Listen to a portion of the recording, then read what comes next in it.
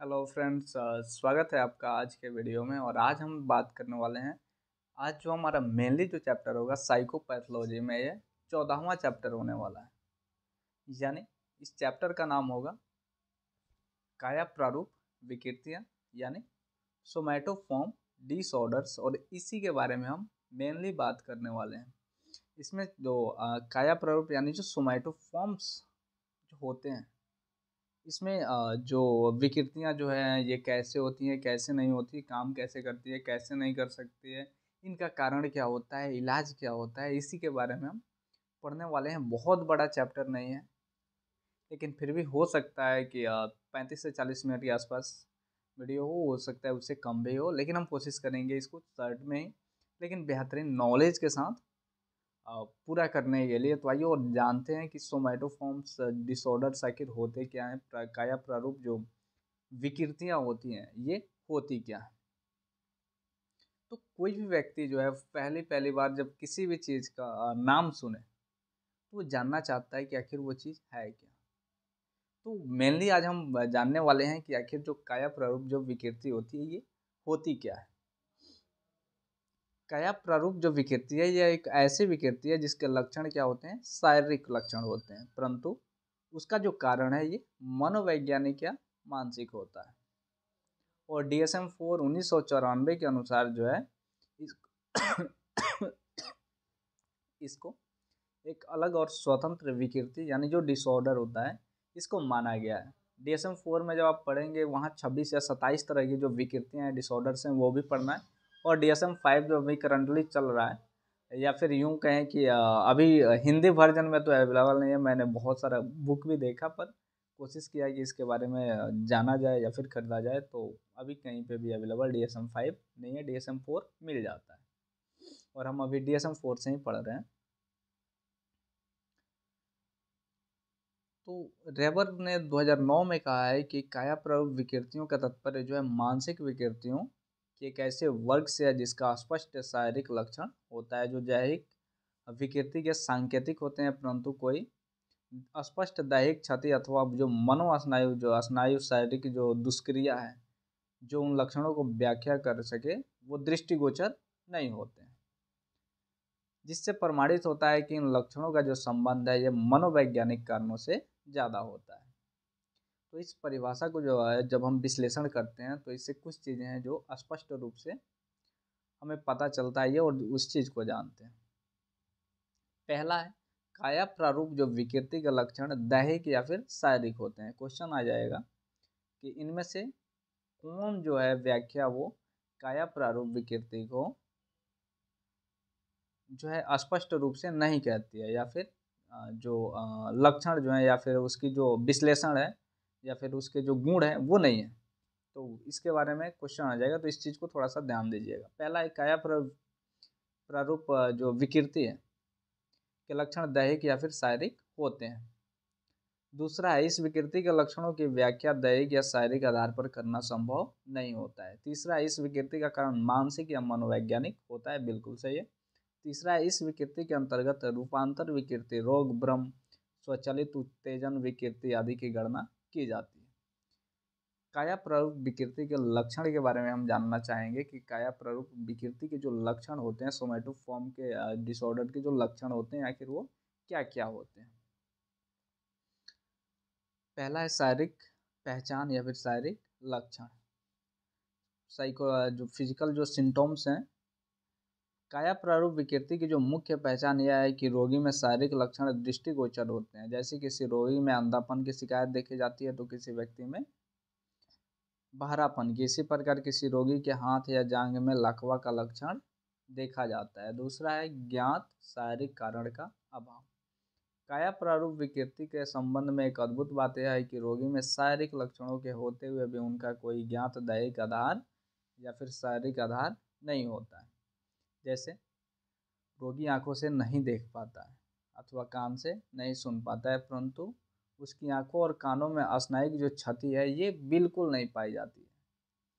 अतः रोगी के शारीरिक लक्षण बिना शारीरिक आधार के होते हैं। इसके बाद तीसरा है शारीरिक लक्षण तथा मनोवैज्ञानिक कारण के बीच अनुबंध। काया प्रारूप विकृति की एक पहचान या लक्षण यह है कि इसमें शारीरिक लक्षण तथा मनोवैज्ञानिक लक्षण के बीच एक गहरा अनुबंध होता है। इस बात का प्रमाण जो है, स्पष्ट प्रमाण मिलते हैं कि इन शारीरिक लक्षणों के विकसित होने में मनोवैज्ञानिक द्वंद्वों का हाथ होता है। अब इसके कुछ कारण भी हो सकते हैं जो काया प्रारूप विकृतियां हैं, इसी के बारे में पढ़ना है।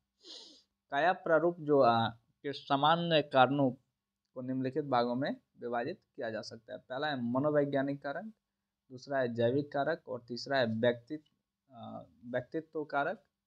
इसके बाद सामाजिक कारक और सांस्कृतिक कारक। तो आइए और इसके बारे में थोड़ा थोड़ा सा देख लेते हैं ताकि आपको कोई ज़्यादा दिक्कत ना हो।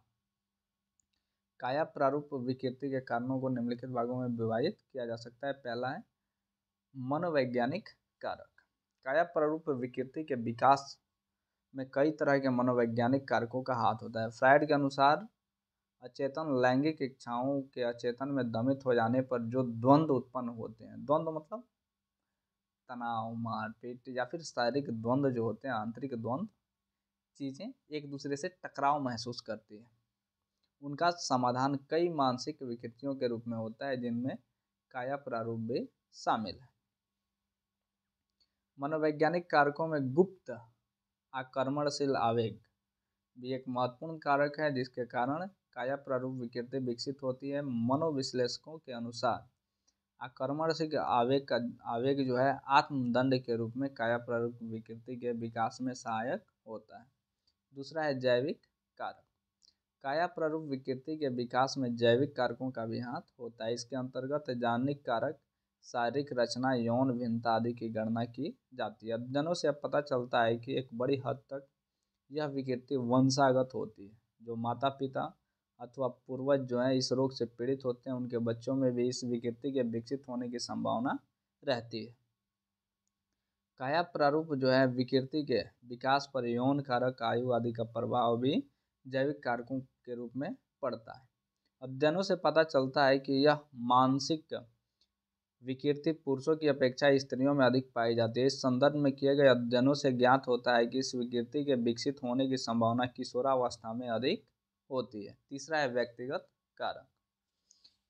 काया प्रारूप विकृति का संबंध व्यक्तिगत शील गुणों से भी है। कुछ विशेष शील गुण वाले व्यक्ति में इस विकृति की संभावना अधिक होती है। अति संवेदनशील व्यक्तियों में, आवेगशील व्यक्ति तथा अति संवेदनशील व्यक्ति में यह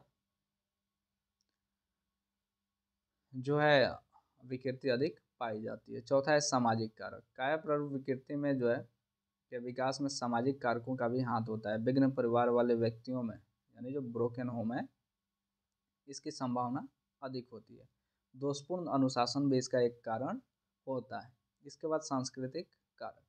विभिन्न संस्कृतियों में रहने वाले व्यक्तियों के काया प्रारूप विकृति के विकसित होने की अलग अलग संभावना होती है। जिस संस्कृति में बच्चों की पालन पोषण पद्धति दोषपूर्ण होती है, उस संस्कृति के लोगों में इस विकृति की संभावना होने की जो है ये संभावना अधिक होती है।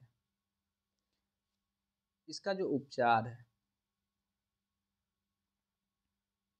काया प्रारूप विकृति के उपचार के लिए जो है मनोविश्लेषण चिकित्सा, व्यवहार चिकित्सा, परिवार चिकित्सा तथा सामूहिक चिकित्सा का उपयोग किया जाता है। अब हम काया प्रारूप जो विकृति है और मनोदैहिक विकृति है, इसके बीच में अंतर थोड़ा सा देख लेते हैं। कुछ समानताएं होती हैं और कुछ विसमानताएं भी होती है, तो देख लेंगे। इसके बाद काया प्रारूप के जो कुछ प्रकार होते हैं, जो सोमैटोफॉर्म्स डिसऑर्डर के कुछ टाइप्स होते हैं, उसके बारे में देख लेंगे और चैप्टर हमारा ओवर हो जाएगा, लेकिन ये थोड़ा ज़्यादा जाएगा। समानताओं के बारे में देखा जाए तो काया प्रारूप विकृति और मनोदैहिक विकृति के लक्षण जो है ये शारीरिक होते हैं। जैसे रूपांतर विकृति में रोगी लकवा, अंधापन आदि शारीरिक लक्षणों में पीड़ित होता है। इसी प्रकार रोग बर्न विकृति में भी शारीरिक लक्षण है। दूसरी ओर मनोदैहिक विकृतियों में आंत का घाव, त्वचा रोग, श्वसनी दमा आदि शारीरिक लक्षण भी होते हैं। दूसरी समानता कारण से संबंधित है, रियलिटी भी है। काया प्रारूप जो विकृति है और तथा मनोदैहिक विकृति दोनों के कारण मनोवैज्ञानिक हैं। ये दोनों तरह की विकृतियां द्वंद्व, चिंता, आक्रमण से लावेग आदि के कारण विकसित होती हैं। तो क्वेश्चन आ जाएगा कि इनमें से कौन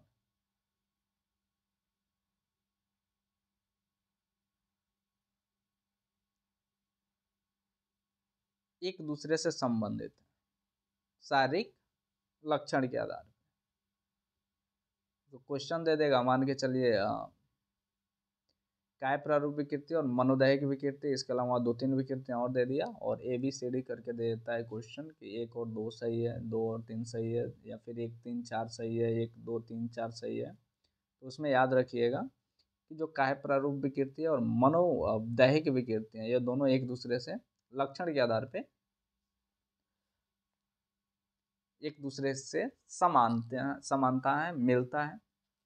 इसके बाद अंतर भी, डिफरेंस थोड़ा सा देख लेते हैं। पहला है काय प्रारूप विकृति तथा मनोदैहिक विकृति के बीच मुख्य अंतर यह है कि काय प्रारूप विकृति के शारीरिक लक्षण वास्तविक नहीं होते हैं।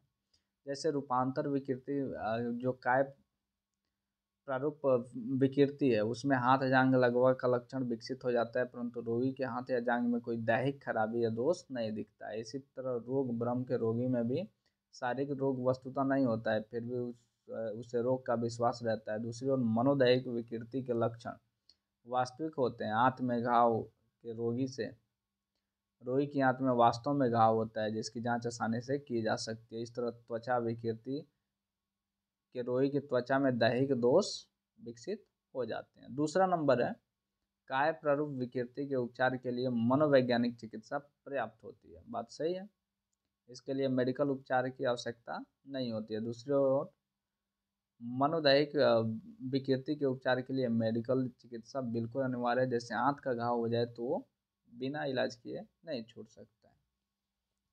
अब सोमैटोफॉर्म डिसऑर्डर्स के कुछ टाइप्स होते हैं, इसके बारे में जान लेते हैं। पहला है रूपांतर विकृति या रूपांतर उन्माद। दूसरा है मनोस्नायु दुर्बलता, जिसको हम न्यूरस्थेनिया भी बोलते हैं। रोग भ्रम विकृति, जिसको हम हाइपोकॉर्डिसिस बोलते हैं। इसके बाद सर दर्द विकृति, पेन डिसऑर्डर, दर्द विकृति। इसके बाद शारीरिक दुष्क्रिया आकृति विकृति, बॉडी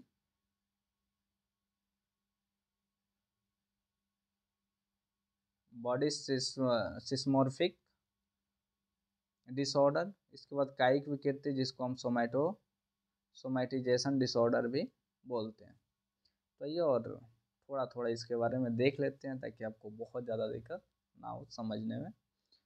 तो रूपांतर विकृति या फिर रूपांतर उन्माद, जिसको हम कन्वर्जन डिसऑर्डर बोलते हैं या फिर कन्वर्जन हिस्ट्रिया बोलते हैं। 1994 से पहले जो रूपांतर उन्माद को जो स्नायु विकृति या फिर मनोस्नायु विकृति का एक प्रकार माना जाता था, लेकिन DSM-4 में कई तरह के परिवर्तन किए गए। पहला परिवर्तन यह किया गया कि स्नायु विकृति या जो मनोस्नायु के स्थान पर चिंता विकृति शब्द का इस्तेमाल किया गया। दूसरा परिवर्तन यह किया गया रूपांतर उन्माद के स्थान पर रूपांतर विकृति शब्द का उपयोग किया गया तथा इसे काय प्रारूप जो विकृति एक प्रकार का माना। अतः इस बात का स्मरण रखना चाहिए कि रूपांतर विकृति तथा रूपांतर उन्माद समानार्थी शब्द है। इसके कुछ लक्षण, पहला है पेशीय या फिर शारीरिक लक्षण, जिसको मोटर सिम्टम्स बोलते हैं। पेशीय लक्षणों में शारीरिक रोग देखे जाते हैं। रोगी स्नायु प्रकंपन, एटोक्सिया, एबासिया, एफोनिया, गूंगापन, उन्मादी, ऐठन, मिर्गी, मूर्छा आदि के लक्षण देखे जाते हैं। पेशियल लक्षणों अथवा शारीरिक लक्षणों में लकवा सबसे अधिक प्रमुख स्पष्ट है। रोगी के अंग विशेष में जो है लकवा मार देता है। कभी कभी ये एक अंग में तो कभी किसी दूसरे अंग में लकवा मार देता है। जैसे जांघ, आंत आदि में लकवा का लक्षण विकसित हो जाता है, लेकिन लकवा का कोई शारीरिक या दैहिक आधार नहीं होता है। सामान्य अंगों की तरह लकवाग्रस्त अंग में भी सहज क्रियाएं होती रहती है। जांच में लकवाग्रस्त होने पर रोगी चलने फिरने में असमर्थ हो जाता है, किंतु बिछावन पर पड़े पड़े अपने को हिलाने में समर्थ होता है। इस तरह से विश्व युद्ध के समय कुछ सैनिकों के हाथ पैर में भी लकवाग्रस्त हो गया था और वो चलने फिरने में काफ़ी परेशानी या फिर असमर्थ जो है वो पाए गए थे, लेकिन उनके शरीर में कोई भी दैहिक दोष नहीं पाया गया था। दूसरा है संवेदी लक्षण। संवेदी लक्षण का तात्पर्य ऐसे लक्षणों से है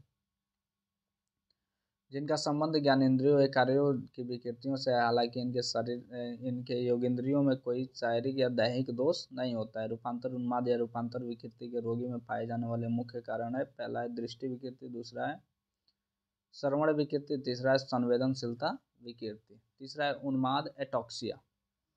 उन्माद रूपांतर या रूपांतर विकृति में ऐच्छिक पेशीय गतियों में आंशिक या फिर पूर्ण क्षति देखी जाती है, जिसका आधार तंत्रिका नहीं होता है, इसे ही उन्माद एटॉक्सिया कहा जाता है। इसके बाद रूपांतर जो विकृति है, इसके कुछ कारण भी होते हैं। पहला है अचेतन लैंगिक इच्छाएं, जो गुप्त जो फ्रायड ने जैसा कहा था वैसे ही इनके हिसाब से मनोविश्लेषण सिद्धांत के अनुसार रूपांतर उन्माद तथा रूपांतर विकृति के विकास में अचेतन इच्छाओं और विशेष रूप से दमित लैंगिक इच्छाओं का हाथ होता है। दूसरा है गुप्त आक्रमणशील आवेग। रूपांतर विकृति अथवा जो है उन्माद के विकास में निषिद्ध तथा वर्जित आक्रमणशील आवेग का भी हाथ होता है। उन्मत्त लकवा के विकास में जो है अचेतन आक्रमणशील आवेग का हाथ होता है। जैसे एक अनुभवी तथा सफल सर्जन का दाहिना हाथ अचानक लकवाग्रस्त हो गया, मेडिकल जांच में उसके हाथ में कोई कायिक दोष नहीं पाया गया। मनोविश्लेषण चिकित्सा में ज्ञात हुआ कि सर्जन अपनी बहू के प्रति लैंगिक इच्छा रखता था, जिसकी संतुष्टि के लिए उसके पति अथवा बेटे को ठिकाना लगाना जरूरत है। एक दिन उसने अपने बेटे को अपने हाथों से हत्या करने का निश्चय लिया। उसका यही जो आक्रमणशील आवेग आत्मदंड के उद्देश्य से हाथ के लकवा के रूप में रूपांतरित हो गया और अपने द्वंद्व से वो मुक्ति उसे मिल गई। तीसरा है भयानक तथा संकटमय परिस्थिति।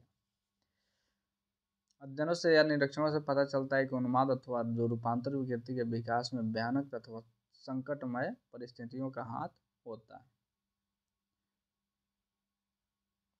उसके बाद चौथा है आयु और यौन भिन्नता। अध्ययनों से पता चलता है कि उन्माद या फिर रूपांतर विकृति के विकास में आयु तथा यौन भिन्नता का अलग प्रभाव पड़ता है। इस रोग का आक्रमण सामान्य किशोरावस्था से की आयु में अधिक होता है। फलतः संभवतः इसका कारण यह है कि इस आयु में किशोरों तथा किशोरियों को गंभीर समस्याओं का सामना करना पड़ता है, इसलिए इसे आंधी तूफान का भी जो है अवस्था कहा गया। अध्ययनों से पता चलता है पुरुषों में यह रोग स्त्रियों की अपेक्षा काफ़ी कम होता है। इसके बाद व्यक्तित्वशील गुण। अध्ययनों तथा दैनिक जीवन के निरीक्षणों से पता चला है कुछ खास तरह के शील गुण व्यक्तियों में रूपांतर उन्माद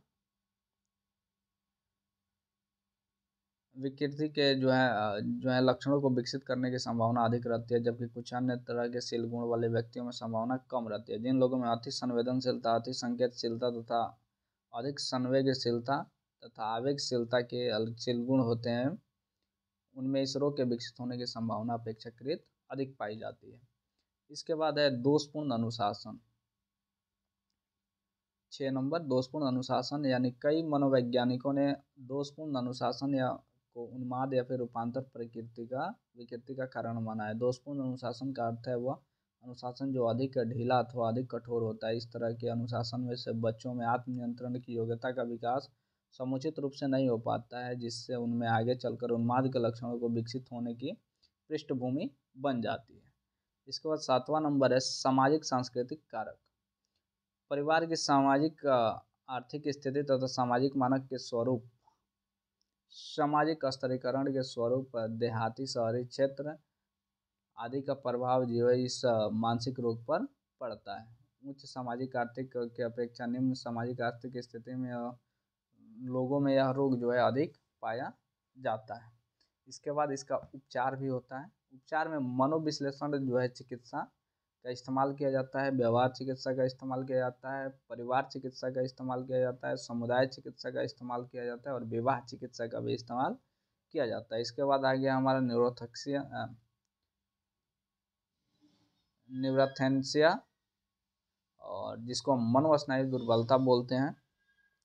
बेयर्ड ने 1880 में पहली बार बताया और जिन्होंने मनोस्नायु दुर्बलता का नाम लिया था।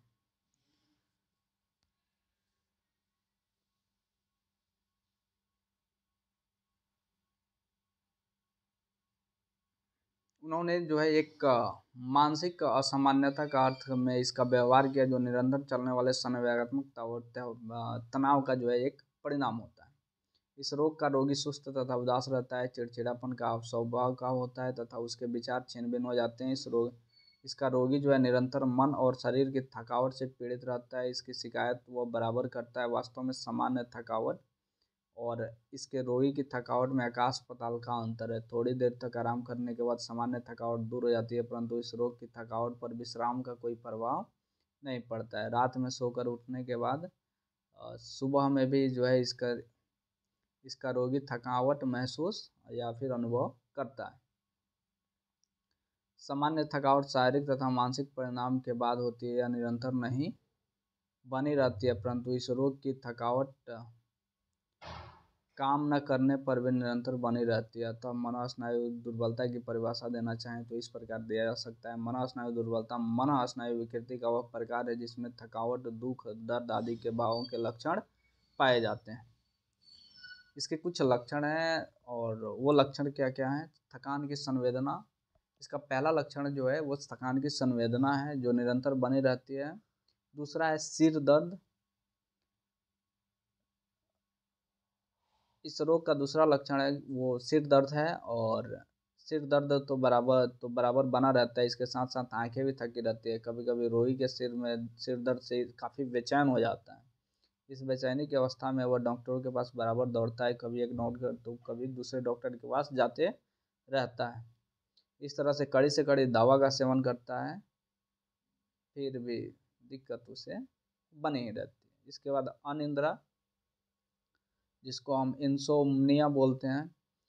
अनिद्रा जो है इस रोग का एक सामान्य लक्षण है। इसके रोगी को रात में नींद नहीं आती है। बिस्तर पर लेटने पर भी रात को जगा रहता है। कभी कभी कुछ रात बीतने पर कुछ देर के लिए सो जाता है, पर 2 घंटे के बाद उसकी नींद खुल जाती है, फिर उसे नींद नहीं आती है। कभी कभी भयानक स्वप्न के कारण उसकी नींद टूट जाती है। यदि इस बीच वह अपनी पत्नी को नींद में सोते देखता है तो उसे जगा देता है, उस पर व्यंग कसता है कि तुम्हें मेरी क्या परवाह है, तुम घोड़ा बेच के सोती हो, और उसे मजा आता है। चौथा है पाचन विकृतियाँ। पाचन शक्ति की क्षीण हो जाना भी इस रोग का मुख्य कारण है। रोगी की पाचन शक्ति क्षीण हो जाती है, भोजन पचता नहीं है, भूख नहीं लगती है, भूख न लगने पर और खाना पचाने के लिए तरह तरह की दवाइयों का सहारा लेता है। कभी कभी उससे भोजन करने से पहले अर्थात या पश्चात उल्टी करने की इच्छा होती है। कुछ रोगी जो है दिन भर पेट बोलने की शिकायत करते हैं, कुछ डकार लेते रहते हैं। वे कब्जियत के कारण बहुत ही परेशान रहते हैं। इसके बाद इसका कुछ कारण है। कारण क्या है? अनुवांशिकता है, व्यक्तित्व प्रकार है, दुर्बल स्नायु केंद्रीय स्नायु मंडल है। तो दुर्बल केंद्रीय स्नायु बल में है जो है ये इस निर्बलता का जो कारण है, ये मानसिक क्रियाओं में अव्यवस्था आ जाती है, जिससे रोगी थकावट और असंतोष, निर्बलता आदि का अनुभव करता है।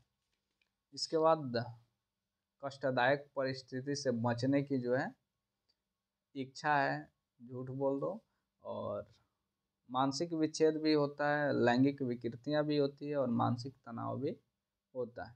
इसके उपचार के लिए मनोस्नायु दुर्बलता से पीड़ित रोगी का उपचार करना आसान नहीं है, क्योंकि ऐसे रोगी चिकित्सकों से बचा रहता है और जो उसके रोग को अच्छे से अच्छा करने की क्षमता रखते हैं। जब वह इस रोग से परेशान हो जाता है तो अब सबकी सहानुभूति खो बैठता है। वो आंतरिक मन से अपने रोग से छुटकारा पाने के लिए उत्सुक हो जाता है। ऐसी अवस्था में वह चिकित्सकों को भी चिकित्सा करवाते समय जो है वो सहयोग देता है।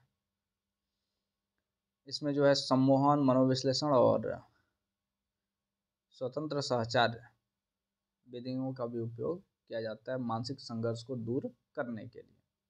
इसके बाद रोग भ्रम विकृति तीसरा नंबर है इसके प्रकार में, कायाप्रयोग विकृति के प्रकार में रोग भ्रम विकृति।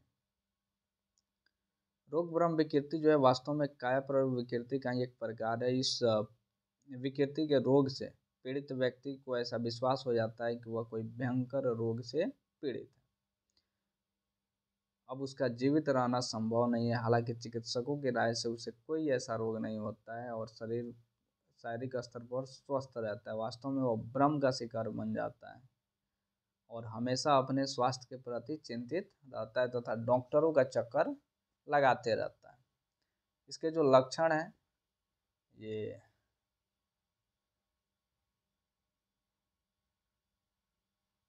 रोग भ्रम व विकृति वास्तव में काया प्रारूप विकृति का एक प्रकार है। दूसरा है इस रोगी इस भ्रम का शिकार बन जाता है कि वह कई खतरनाक बीमारियों से पीड़ित है। तीसरा है लोई का एक मुख्य लक्षण शारीरिक उत्तेजन है, जिसके कारण वह तीव्र तनाव तथा चिंता तथा अनिद्रा उपद्रवों से पीड़ित रहता है। चौथा है रोगी में शारीरिक एकाग्रता भी एक प्रधान लक्षण है, वह अपनी शारीरिक गतिविधियों को सदा मॉनिटर करता रहता है। पांचवा है शारीरिक रोग की जांच कराने से वह बचने का प्रयास करता है, रोग तथा जीवन शैली के प्रति दृढ़ दृष्टिकोण रखता है तथा ऐसे लोगों से दूर रहने का प्रयास करता है जो रोगग्रस्त होते हैं। इसके बाद इसका कारण जैविक कारक भी है, मनोवैज्ञानिक कारक भी है। तो आइए और जैविक कारक को देख लेते हैं कि रोग भ्रम विकृति के कारण से संबंधित में किए गए अध्ययनों से पता चलता है कि जननिक कारक का हाथ इस विकृति के विकास में होता है। जो माता पिता अथवा पूर्वज इस रोग से पीड़ित होते हैं उनके बच्चे में इस रोग से विकसित होने की संभावना अधिक होती है। इसके अतिरिक्त तांत्रिक असंतुलन के कारण भी इसके विकसित होने की संभावना बन जाती है। मनोवैज्ञानिक कारण रोग भ्रम के विकसित होने में मनोवैज्ञानिक कारकों का भी हाथ होता है। इसके अचेतन संघर्षों की भूमिका पर मनोविश्लेषण पर में अधिक बल दिया गया है। इसके बाद सामाजिक कारक भी होते हैं जहाँ पे ये प्रॉब्लम मिल जाती है। इसके बाद इसका जो उपचार है वो संज्ञानात्मक चिकित्सा के जरिए हो जाता है और परिवार चिकित्सा में भी और समुदाय चिकित्सा में से भी हो जाता है। समुदाय चिकित्सा से भी जो है रोग भ्रम विकृति के उपचार में सहायता मिलती है। समुदाय के लोगों को चाहिए कि वे रोगी के साथ संपर्क स्थापित करें और उनसे बातचीत करें, इससे जो है रोगी को लाभ होता है। तो ये था हमारा चैप्टर काया प्रारूप जो विकृति होती है सोमैटोफॉर्म डिसऑर्डर। उम्मीद है आपको समझ में ज़रूर आया होगा और वीडियो कैसा लगा कमेंट में ज़रूर बताना। फिर हम लेके आएंगे नेक्स्ट चैप्टर मनोविच्छेदी विकृति। थोड़ा छोटा सा चैप्टर तो है लेकिन नेक्स्ट वीडियो में मिलेगा आपको।